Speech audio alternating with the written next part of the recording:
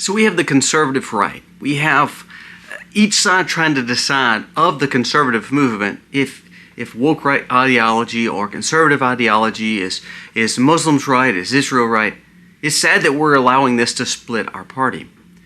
This week, Tulsi Gabbard, remember, she is the leader of national intelligence, came out and stated the biggest fear is Islam, and it's growing.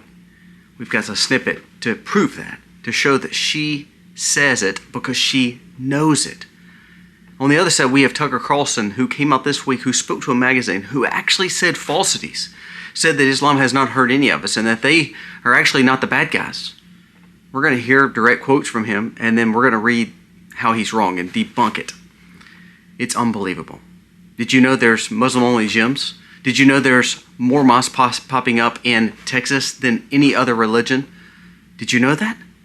See, the danger is here, and even our people that we said we trusted. Remember, libertarians and independents and conservatives all said we trust people like the Tulsi Gabbards, we trust the people like the Dan Bonginos.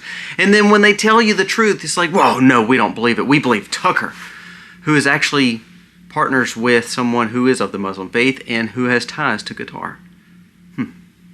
Unbelievable. Also, we're going to discuss PepsiCo and Doritos. You know, they're pulling all these chemicals out because RFK is saying you shouldn't have them in there. But for over 30 years, they had these chemicals in there knowingly it was poison. Why do we give these companies the benefit of the doubt, say, oh, well, we're happy, we're kudos, applause you for doing that, and the whole time they've been poisoning us? Just because they all of a sudden get a conscience. Is that a right move? I want to know your thoughts. And then lastly, we're going to discuss the banks. The banks are falling to pieces, and you won't believe why. Silver. Silver has skyrocketed. Now, we talked about gold skyrocketing, but we don't talk about silver a lot. But silver is skyrocketing. And there was an alleged call on Christmas with a lot of banks and the Fed trying to pump up the money because silver could come crashing down. Silver is in everything. And it says that it's actually shorted to a point where people thought we had a lot more silver and we don't. It's making the price skyrocket, and it's making the banks freak out. We're going to discuss that story and so much more when it comes to commodities. What true value is stuff that you can tangibly hold and things you can tangibly eat. Things that keep us safe. Let's dive in.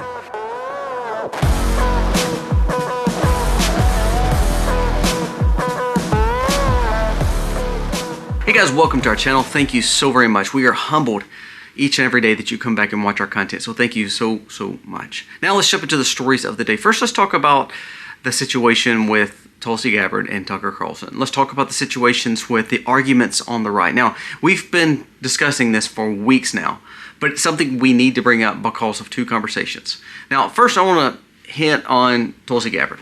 Tulsi Gabbard came out at MFest and spoke, and again, she is the Department of National Intelligence, so she knows what's going on in our nation. Remember, she is not some political hack. Even though she's not as conservative as I like, she was loved by the independents, the more conservative Democrats, the libertarians, and the people that was kind of in the middle.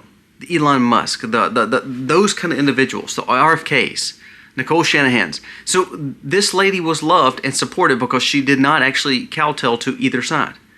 Well, let's listen to what she stated just the other day. And I'll be honest with you, it should speak volumes because, again, her position. Listen to what she just said. Often talked about enough.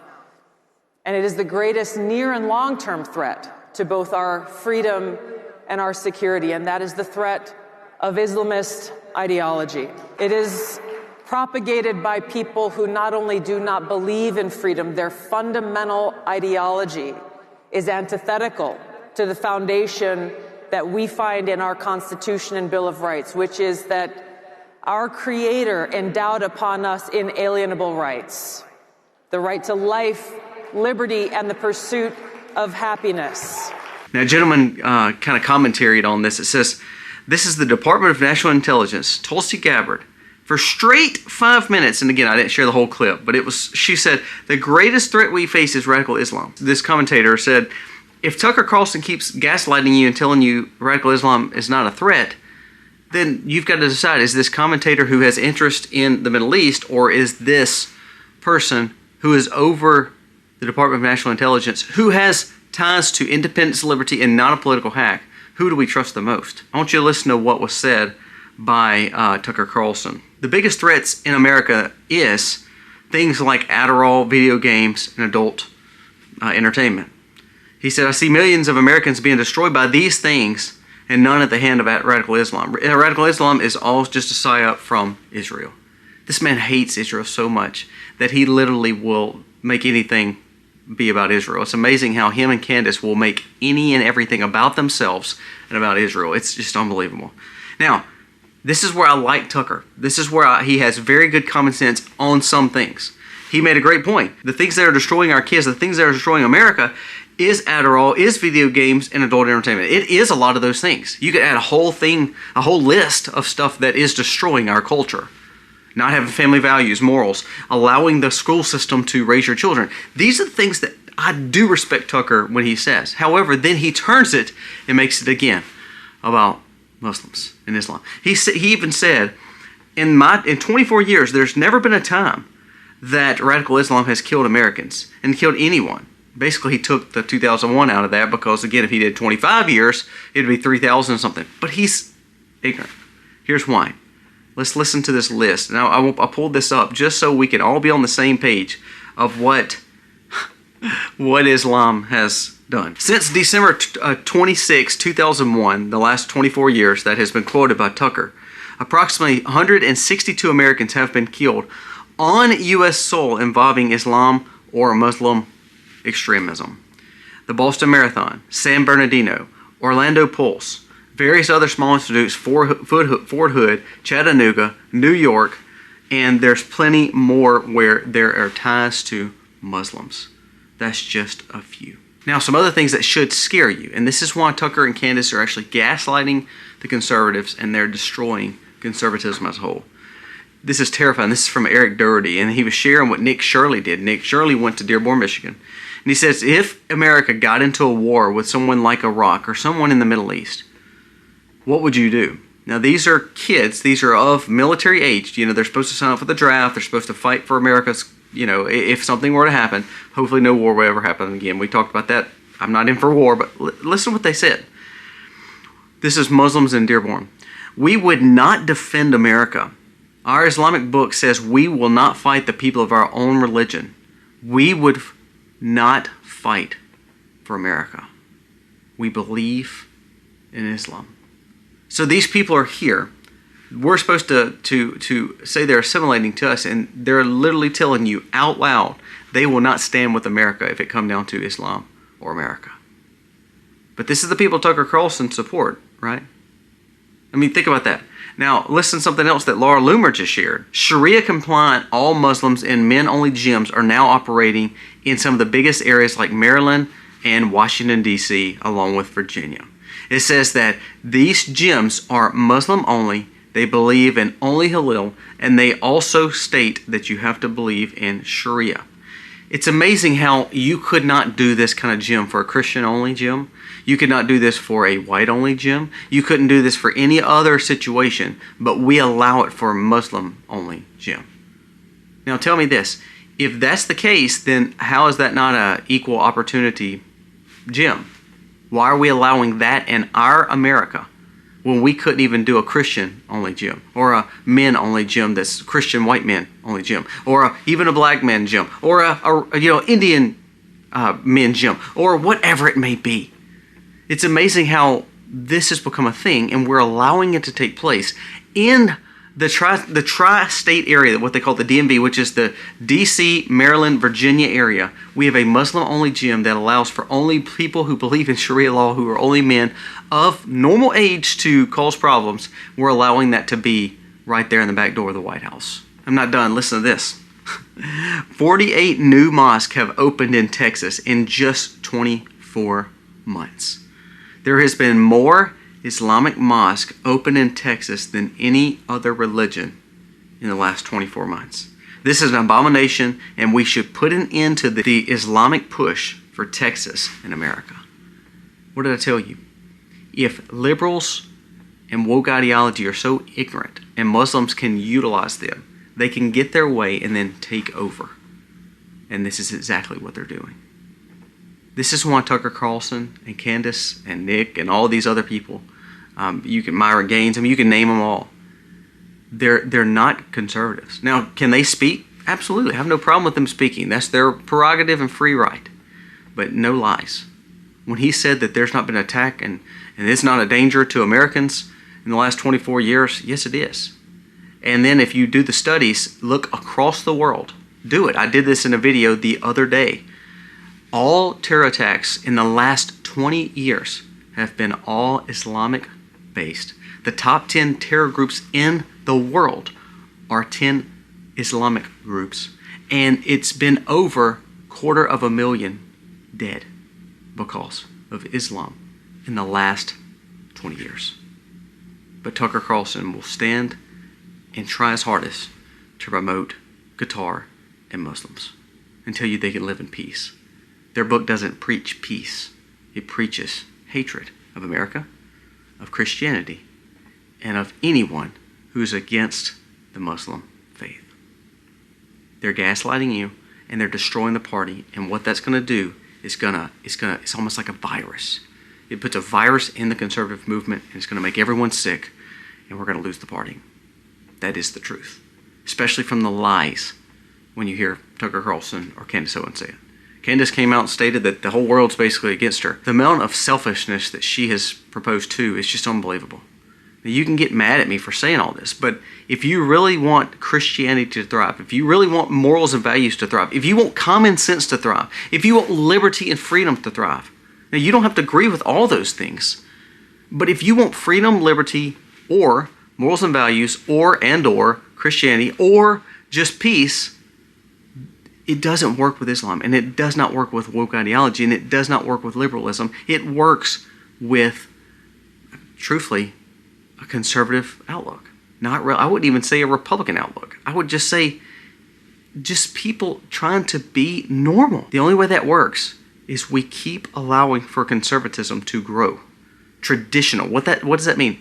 Well, the things have done for 2,000, 3,000, 4,000 years has worked. Why in the world do we want to turn against that? Again, name one country that has thrived with leadership when importing tons of Muslims. Didn't work in Egypt. Yeah, Egypt is still alive, but they're going through battles of power all the time, just like the rest of the Middle East. And the only ones that are not, the ones like Qatar that he talks about, is because they believe in Sharia, and man, if you do something wrong, you're gone. See, that's how it works. We're in a dangerous time when conservatives start embracing this. Did you know that Qatar has now actually paid tons of different conservative activists to stand up for them? Do not trust these people, because I believe they have a special interest, and it's not America. Now I'll go to two more stories. One's dealing with the silver, but first let's talk about the Doritos and PepsiCo. Now again, we come out and we praise this because they're kind of following the RFK plan of getting the chemicals off the food. I want you to listen to this. It says, PepsiCo announcement is to push competitors to follow suit. The goal is to get rid of all the petroleum-based synthetic dyes that are linked to cancer and other health risks that are on their chips. PepsiCo has announced they are removing all these things that cause so much harm to our body. They're going to use things like beetroot, turmeric, paprika, and spirulina to make the colors and to make the different flavors, and only use the best quality things for everyday foods. Now, since the 60s and 70s, a lot of these providers have had the opportunity to use this trash and poison. And guess what? They've done it. Now, the research has been out for years about how dangerous the synthetic dyes and the things that are linked to cancer are in our foods. And guess what? They still used it. So when everybody's happy that Walmart, PepsiCo, and all these companies are trying to clean up their material and clean up their foods, why haven't they done this over the last 30, 40, or 50 years? Here's my push. I believe it's just a grift. I believe they're doing it just because right now it's a fad and allows them to sell. It's a marketing ploy. They know if they come out and start selling stuff that's healthier, they can charge more for it, and people will then turn around and buy it. And guess what? It's a grift. Because next time, if someone else comes in and tells you how great all this scientific data shows that this stuff is not bad for us, they'll go right back to what they were doing. The stuff linked to cancers and linked to poison and is synthetic petroleum-based byproducts that were normally waste is now in your food, and it's been in your food for 30, 40, 50 years. It's made you sick, and now all of a sudden they're saying, oh, we've grown a conscience. We're changing it. Now, do I want to see our food system get cleaner and healthier? Absolutely. But we cannot make a pass for these companies that knowingly poisoned us for 40 or 50 years. It's kind of like the situations with politicians being evil.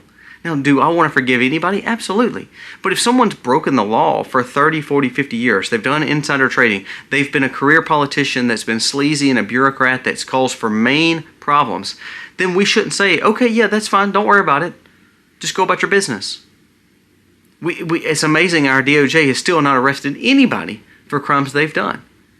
So it kind of goes along with this Pepsi situation. Everybody's like, well, everybody's doing better now. We're just going to do a pardon for everybody, and that everything is, you can't think of history anymore. Everybody's doing good. So to me, this is a catch-22. It's a full grift. It looks good on the outside, but I think it's a marketing ploy to grift, to make it look like you're in support of RFK and Trump, and truthfully, you're not. You're just trying to get their business that they can provide. And then if the next politician tells you how great chemicals are, you're going to go right back to it. You know what's so crazy? Healthcare, cancer, disease, it's multiple billions, if not $1 trillion business. It's $1 trillion business model.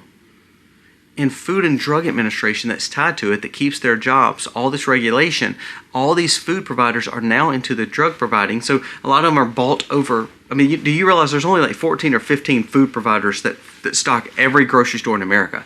Majority of those are also tied to pharma providers. So if it's a multi-billion, if not multi-trillion dollar business model for people to be quote unquote sick, don't you realize that might be why the last 50 years we've had trash in our food? It's cheapened the foods, made them more money on this side, and then all of a sudden if you get sick, hey, we got you on the other side too. I don't think we should give these people a pass. I'm sorry. Now, before we go any further with this other story, what should even make you more mad? Listen to this. An Obama judge named Irene Berger, who blocked Maha ban. She is wanting to allow for artificial food dyes to stay in food for children. Now, think about that now. We just talked about the dangers of it. We have companies that are now grifting to try to make it look like they're actually on Trump's side. And you have Obama judges who are saying we would rather keep the poison in the food for the children to eat. We have lost our way, people. Lost our way. Now, last story I want to bring up is dealing with the banking problems, and also dealing with the fact that Trump is probably going to have to step in because other big players are stepping in. I want you to listen to this. This was shared by a group of individuals on Twitter. It says, the alleged secret conference call. There was a alleged call at 1:30 on Thursday morning, Christmas, while markets were closed, with 6 powerful figures of global finance reportedly held a 47-minute conference call. This deals with commodities, this deals with JP Morgan, deals with CME Group, the U.S. Treasury official. They said there's the BLS, tons of big players. And it says that they agreed that if silver gets over $75, it could be very dangerous for America and also for the world. Now, that's alleged, but let's talk about the dangers of what we're seeing with silver. Why I believe in investing in commodities in importance. For sure. This is from Bull Theory. It says, silver prices are exploding due to the severe global supply shortage. See, it came out last week that there's a lot more paper than it is silver. There's a lot of people saying they had more silver and they didn't. And now it's caused a shortage. And remember, silver's in anything from cars to solar panels to all this green energy, batteries, all that takes silver. So silver went from, $25, $30, $5 an ounce to now it's like $70-something an ounce. Listen to this. It says the physical market can no longer meet the soaring demand. Here's actually what's going on. Listen to this. China is changing the rules. Since starting January 1st, 2026, China will restrict silver exports. To export silver, companies will need government license, and only the largest will allow it to happen. The price will skyrocket. It says at least 80 tons of annual production, around $30 million in credit lines, you're going to have to be a big player to get silver from China. This is from another banking expert. It says it's over. Bank taps Fed for $17 billion as silver shorts implode. While everyone watched silver rip to $79, the real smoking gun is that the New York Fed has a $17 billion tap to help banks that was talked about on the window of Christmas and the Friday after Christmas. Add record that the COMEX delivery demand, meaning there is a problem with the fact that there's more silver needed and not enough silver in the world, and it's running out to a point where it's going to send silver skyrocketing, even gold skyrocketing, and the dollar sinking, and the banks will struggle. All right, not to get nerdy. Basically what this means is, and I heard a guy say yesterday, I was watching a podcast, he said, what we don't realize is people have to borrow money, countries have to borrow money, people have to buy into the system because we're a debt-based system. Meaning we need the government to be strong, keep printing money, because no matter if a government needs it, they borrow money as part of the kind of the world currency. They said like Saudi Arabia. Saudi Arabia does not need to borrow money. It has enough money in its sovereign wealth fund. But they're choosing to change the trajectory of just being in oil to being in tech and so forth. He says a lot of these Gulf states are the same way, to where they don't need to borrow money, but they borrow money because they know it's good for the world and it's good for their businesses back at their locations, their countries. So he said our whole world is revolved around this fractional lending, this debt, this problem that we have is the fact that we're in piles of debt. He said it's a debt crisis. He said what silver is going to do and what other commodities like gold is going to do and land is going to do and house real estate is going to do is it's going to keep on skyrocketing so much that it's going to cause for hyperinflation or a shortage to where your dollar cannot catch up. And he said really they should revalue gold, but they're not, because revaluing gold would make gold skyrocket and make our dollar worth probably less. He said the sad thing is we're in a crisis that no one wants to admit. And what silver and gold and other commodities are showing is that it's not that they're getting stronger. Sadly, it's because our dollar is getting weaker and maybe people are not respecting our currency or our military more. If everybody called in their gold and silver, there's all the economists say there's not enough gold and silver to actually give to the people that actually have gold and silver on paper. That's why I tell you gold and silver paper money is not good. You need to have your real true gold and silver. Have the tangible coins, the bars, however you buy it. Because what's going to happen is if all of a sudden, it's kind of like if all the debts were called in, guess what? We couldn't pay them. Do you realize there's not enough currency in the world to pay all the debts that we have? Well, gold and silver are the same way. What the Fed and what these alleged calls were stating that if all of a sudden more silver is needed, there's not enough silver, and there's not enough waste production, and then the people who do have it are going to want price premiums, which is going to cause for everything to slow down because we can't build cars, we can't build infrastructure, we can't build solar generators, we can't build solar panels, we can't build batteries, we can't build any of the things that we need to be innovative on when it comes to tech without silver. He says if all of a sudden everybody starts calling their silver, it's going to cause for the market to disrupt because it's going to prove there's no silver there.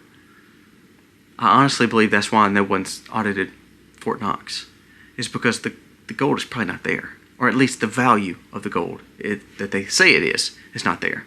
Actually, that's why I don't think they really will revalue gold, because they know that they don't have enough gold in Fort Knox like they're saying they do. The whole problem with commodities and foods and real estate and gold and silver and all that is there's not a problem with it. The problem is we've allowed for a dollar that's been falsified, that's been completely based on debt instead of true worth, to be kind of the fail-safe. And it's not anymore. And I think people are starting to realize it. So a few things that I would challenge you to do. Buy gold and silver. Now gold is skyrocketing and silver is on a major run, but I believe silver is going to keep on running now. Buy some gold and silver. If you could buy just a few ounces or a half ounce or a quarter of an ounce or whatever it may be, please buy some silver. Real silver. Please stockpile on some food, some things that you can put up, because what it's going to do, everything always makes more cost, especially when it comes to the things that we have to have. Food is one of those. It's a scarcity. We need food. So make sure you are stockpiling food. Things, if you could buy real estate, or you can buy land, or you can buy anything that has an asset value that's not a liability like a car, please do it. Please buy some land. Please buy some seeds to grow on your land. Please, if you don't want to grow on your land, talk to someone who may, and you can share the crop. You can co-op the land. I think people are starting to realize, it's kind of like what we talked about in the first segment, conservative, traditional. the things that's always worked will always work because God ordained those things to be what they are. You know, silver, the reason silver's skyrocketing is because it's not as much as people thought it was. Gold, there's not as much as people thought it was. So they made a falsity, kind of like they did the fractional reserve lending, where they're like, well, we'll just say there's tons of silver. Where's tons of gold? And actually it probably wasn't. And now all of a sudden they're having to reap the consequences of that. It's going to happen too with our dollar, because you cannot tell me all these banks can lend money that they don't have. The Fed can just keep on randomly printing money and it's going to be okay. It's not going to be okay. At some point in time, it's going to make our system falter. And the question is, when is that going to take place? Now, if the Democrats really want to change, and the bureaucracy really wants to change, and they really want to have the status quo and get rid of, the Trump administration, it's the perfect time, because they're going to look to do it before midterms. They're going to look to try to add to this upheaval and this unrest to try to change pattern and policy.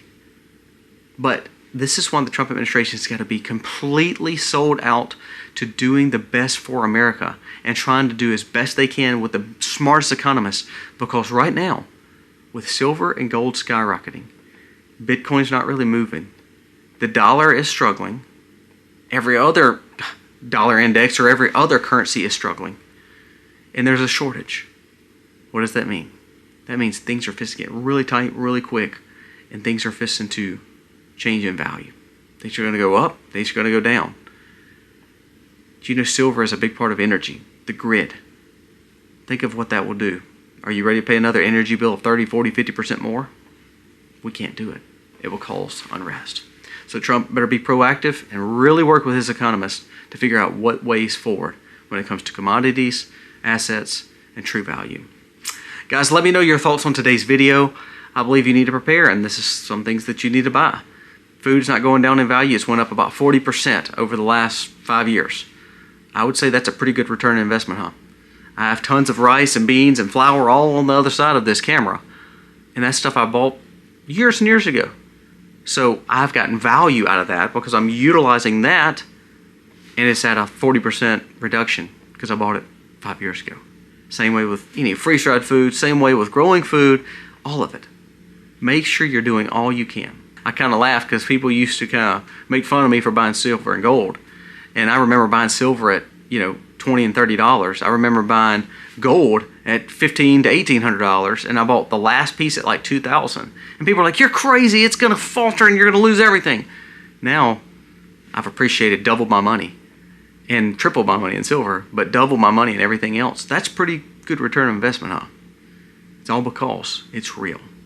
Let's look at the real things instead of this fake stuff and speculative stuff that the government tells you and that these big businesses tell you to invest in. Because those things will probably falter. But what won't is the stuff that's been around for thousands of years. Let's stick to it. Food, safety, security, gold, silver, commodities, assets, tangible things we need to survive. Let me know your thoughts on today's video. God bless.